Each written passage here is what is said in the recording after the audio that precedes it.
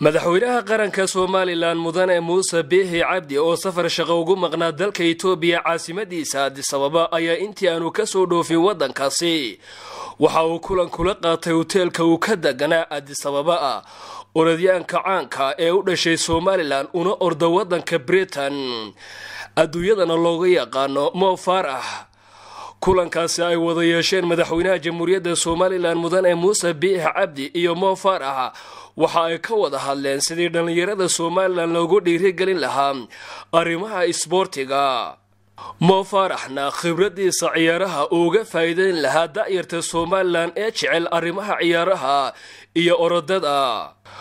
waxa kale oo xusid mudnayd in madaxweynaha jamhuuriyadda Soomaaliland iyo Mo Farah ay wada sameeyaan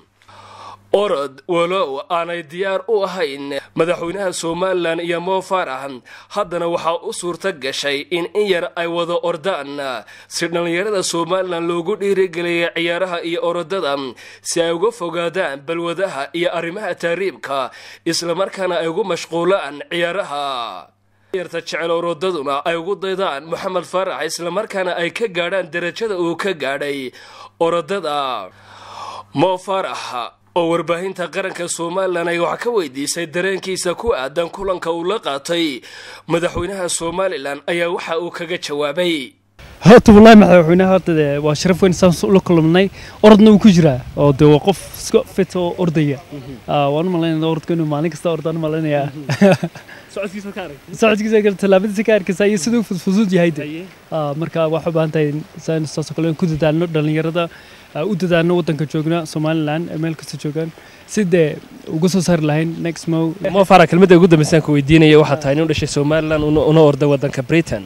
boqolaal dhalinyaro oo reer Soomaaliland ayaa ku daawanaya in maxaa taraadsin lahayd walaal waxaan talin lahaa oo alxamdulillah wadankeena maanta meel fiican maraya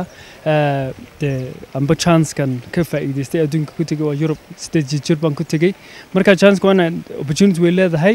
waan caawino gacan qabano xagga sportiga noqoto hada role model noqoto qalabkii iyo alaabtiin ku caawino ayadna ay ku dadaalaan maanta qof strawberry maanta bilaabay orod barina heer ku gaadhay ma jirto aan waxaan ku bilaabay 12 jir haddana 35 ma jira oo maanta ma meel fiican ka maraya marka intaas sanadood waa la soo jabasay la soo kacisay mar baa jirtay si fiican u ordin waana ku dadaashido nin Ahmed Saki Dair Hassan iyo Ibrahim Abdiqaadir Ibrahim Eagle